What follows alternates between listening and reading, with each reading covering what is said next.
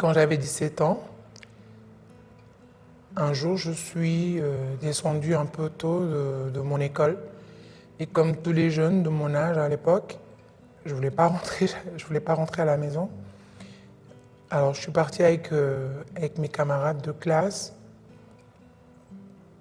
et on s'amusait juste en fait, partir en ville, au resto. Enfin, quand je suis revenu de là-bas, je suis arrivé à l'école et une camarade m'a dit en fait que ta mère, elle était venue te chercher et t'étais pas là. On l'a entendu, enfin on l'a vu parler au surveillant. Donc moi j'ai été vraiment paniqué. Quand je suis arrivé à la maison, j'ai trouvé ma mère et mon père dans la maison à m'attendre en fait. Papa, il a pas demandé, il n'a pas posé de questions, rien du tout. Enfin, c'était tout de suite mon cartable, il fallait vérifier où est-ce que j'étais pas avec un homme. Enfin, il m'a vraiment, vraiment tapé quoi. Et je me suis révolté. Du coup, dans la nuit, je me suis dit, je vais pas rester ici parce que j'ai rien fait de mal. Je fais de mon mieux pour être la fille qu'il voulait que je sois. Alors j'ai pris mes bagages et je suis sorti de la maison. J'avais très peu d'argent sur moi, donc je me suis dit, je vais aller dans le quartier le plus proche, sans savoir où j'allais en fait. Je voulais juste qu'ils aient un peu peur et je voulais surtout que papa ne recommence plus jamais. Je suis entré dans les rues des Almadies. Je marchais, j'étais toute seule, j'étais super bien habillée. J'ai croisé quelqu'un.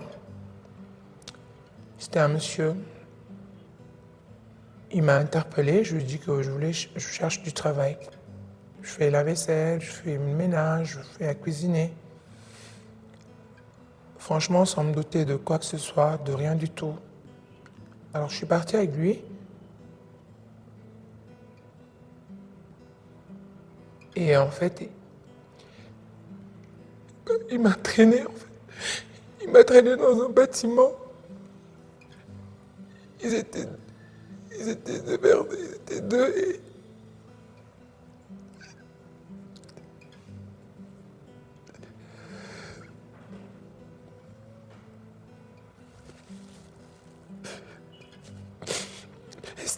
c'était vraiment violent. Ils m'ont, ils m'ont fait beaucoup de mal et j'étais toute jeune. Et j'osais même pas avoir un petit copain à cette époque-là.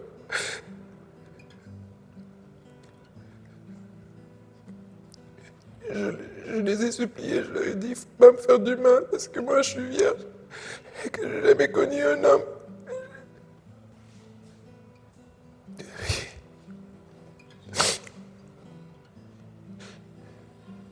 J'ai supplié, j'ai tellement supplié. Je leur ai demandé de me laisser partir. Ils m'ont fait très mal. Et ils m'ont laissé là-bas. Ils sont partis. Je me suis caché dans un coin parce que je savais pas quoi faire. Je savais pas où aller. J'avais mal et je me sentais mal. Je me sentais dégueulasse. Je me sens- Et quand je suis partie,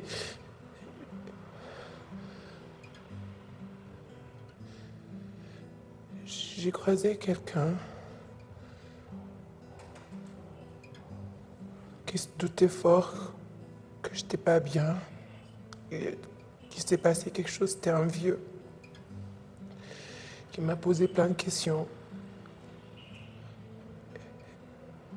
À ce moment-là, tout ce que je voulais, du coup, c'était rentrer chez moi. Je voulais plus faire peur à mes parents, je voulais juste rentrer. Je donnais le numéro de ma mère. Elle est venue me chercher. Et je suis rentré à la maison avec ma mère. J'ai senti qu'elle avait mal pour moi. Alors tout ce qu'elle me disait, c'était, est-ce que ça va? Il faut que tu manges, c'est tout. Le temps est passé. J'avais mal, j'étais pas bien et Je suis allé voir le médecin de notre famille. Il m'a fait faire un test.